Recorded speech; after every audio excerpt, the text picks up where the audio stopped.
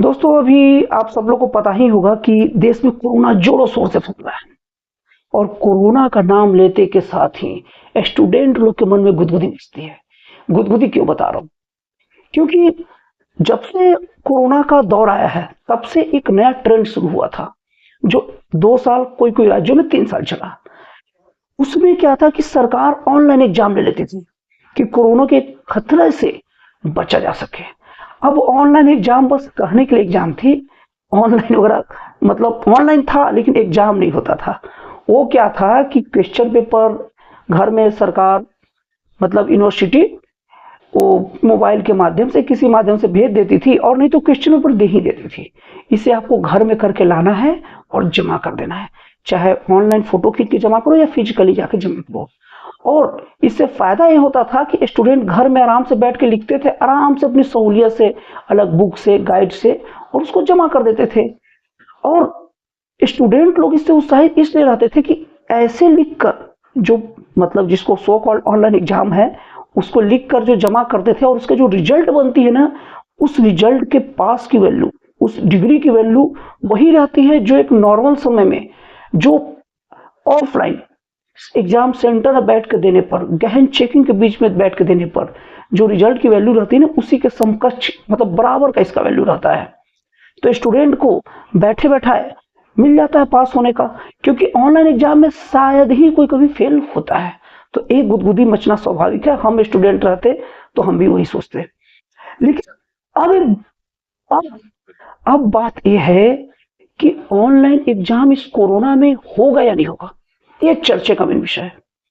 तो मैं आपके सामने कुछ ऐसी बातें रखूंगा जो आप गौर से सुनिएगा, और इससे आपको बहुत हद तक अंदाजा लग जाए कि ऑनलाइन एग्जाम होगा या नहीं होगा। लॉजिक के साथ एग्जाम होगा या नहीं होगा, इस चीज को समझने के लिए ना लिंक से थोड़ा सा हटना, टॉपिक से थोड़ा हटकर कुछ बात आपको समझना पड़ेगा। और जैसे इस बात को समझेंगे और टॉपिक में आएंगे तो पूरा आपको पिक्चर क्लियर हो जाएगा। तो आपको बता दूं, 24 में लोकसभा चुनाव, और लोकसभा चुनाव अप्रैल मई के आसपास में होगा। और जनरली एग्जाम भी फरवरी मार्च अप्रैल में होती है, चाहे कॉलेज की रहे, स्कूल की रहे, सबकी रहे। तो सरकार अगर मान लो सरकार को अगर चुनाव न करवाना हो तो सरकार कुछ बातें रखेगी, जैसे कोरोना बढ़ रहा है, ये बढ़ रहा है, वो बढ़ रहा है, और एकदम तेजी से रिपोर्टिंग करेगी, टाइट रिपोर्टिंग करेगी, और निर्वाचन आयोग को देगी।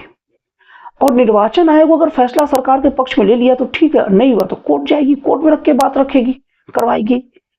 और अगर सरकार को मन रहा ना कि चुनाव होना ही चाहिए, जब अभी देखिए, अभी मन नहीं होने का मतलब कोई बहाना बनता है, लेकिन अगर मन है कि चुनाव होना ही चाहिए, तो मान लो निर्वाचन आयोग से या किसी के कहने पर चुनाव को आगे बढ़ाता है कोरोना के नाम पर, तो क्या होगा?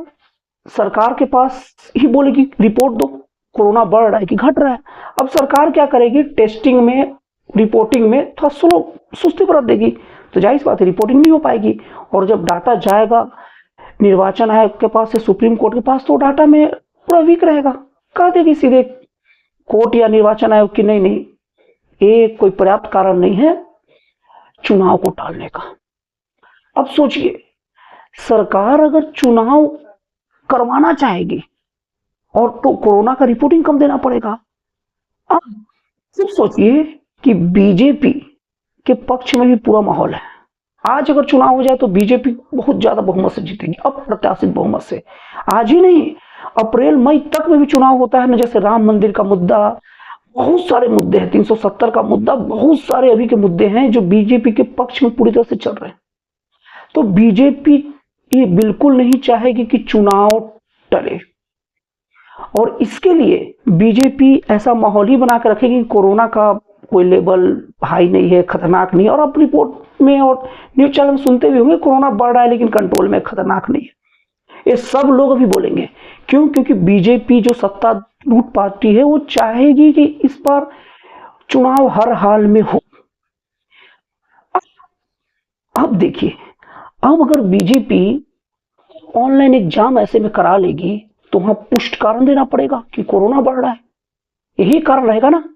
तो अगर मान लो फरवरी मार्च अप्रैल महीने में रिपोर्ट दे देगी कोरोना बढ़ रहा है, और फिर अगले महीने ही चुनाव करवाएगी तो भैया कोर्ट कचहरी, कई समाज सेवी संस्थाएं सबको सब अटैक कर देगी। और विपक्ष भी चाहता है कि चुनाव थोड़ा टल जाए क्योंकि उनको ही मौका मिले, क्योंकि उनके फेवर में माहौल नहीं है। सब इस रिपोर्ट के साथ हावी हो जाएंगे कि बच्चों का एग्जाम ऑनलाइन करा रहे हो, सब चीज ऑनलाइन करा रहे हो, इतना खतरा है देश में और चुनाव भी करा रहे हो। और जब ऑनलाइन एग्जाम के लिए जब जो हार्ड जो कॉपी या हार्ड जो कोरोना की रिपोर्ट सरकार को पेश करना पड़ेगा, वही रिपोर्ट आधार बन जाएगा चुनाव आगे बढ़ाने के लिए।